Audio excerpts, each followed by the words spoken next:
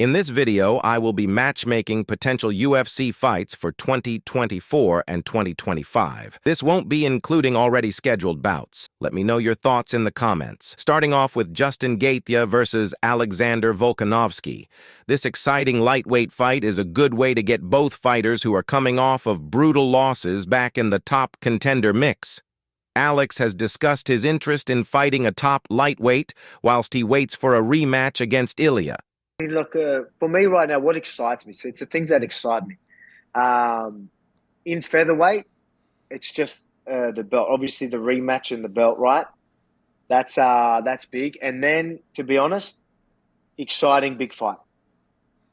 I like that. So, but it's weird. Featherweight, I'm still that competitor where, like, all right, this is my division. I'm getting it back. I want that win back.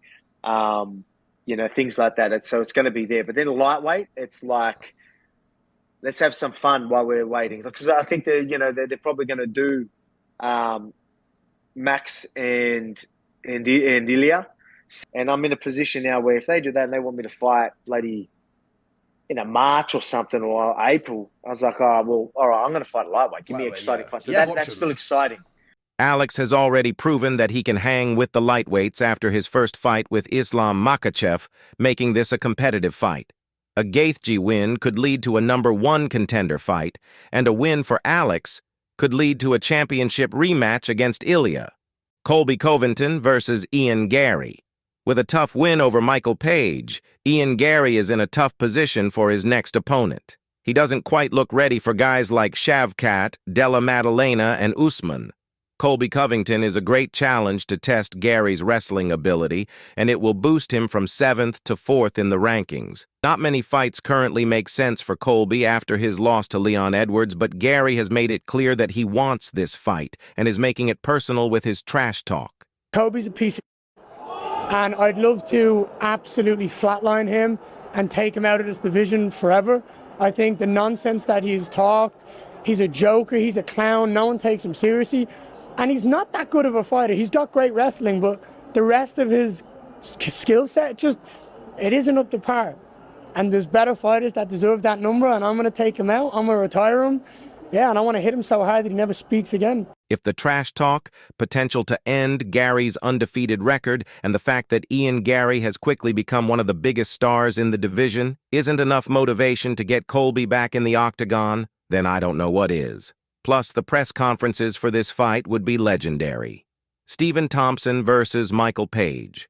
After MVP's loss to Garry and Wonderboy's loss to Shavkat, it has shown these older fighters are going to continue to struggle to fight against wrestling styles, especially considering Garry isn't the greatest wrestler.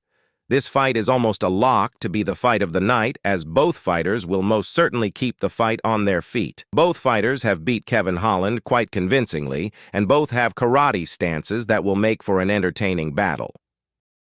Tom Aspinall versus Alex Pereira. As Alex Pereira continues to dominate the light heavyweight division, the only top contender left to defeat is Magomed Ankalaev, which with Pereira's willingness to be as active as possible will probably happen by the end of 2024. With Jon Jones's desperation to fight Stipe Miocic when healthy, and him alluding to potentially having one more fight before retirement, I think it's best we have Aspinall versus Pereira to see who will be the best competition for Jones's last bout. Winning this fight will give Pereira the opportunity to be the first 3-divisional champ and will give Aspinall the opportunity to get the Jon Jones fight he has been gunning for. Movsar Evloev versus Aljamain Sterling. Movsar is looking to continue his 18-0 streak, and Aljamain would be his toughest test yet. An experienced champion who won an admittedly boring fight most recently against Calvin Kattar will not be able to treat Movsar the same way. Both of these fighters are very well-rounded in all departments, and whoever comes out on top in this fight will probably be next in line for a title shot, or at the very least a #1 contender fight, depending on what Volkanovski does. Shavkat Rakhmanov versus Della Maddalena. This fight is an inevitable matchup. It's more of a matter of how soon. I think it's quite obvious that the winner of this fight will get a title opportunity immediately, which should be enough reason for both fighters to want this fight. This is one of the most competitive fights that the UFC can possibly make for the welterweight division and can easily co-main event any pay-per-view as a 5-rounder. Dan Hooker versus Brian Ortega.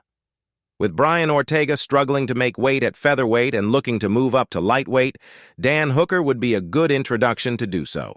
This is another fight of the night matchup that is destined to be entertaining and would immediately put Ortega in the rankings if he was to win. Both will have the commonality of being former featherweights, as Dan Hooker had his eyes on this fight back in 2021.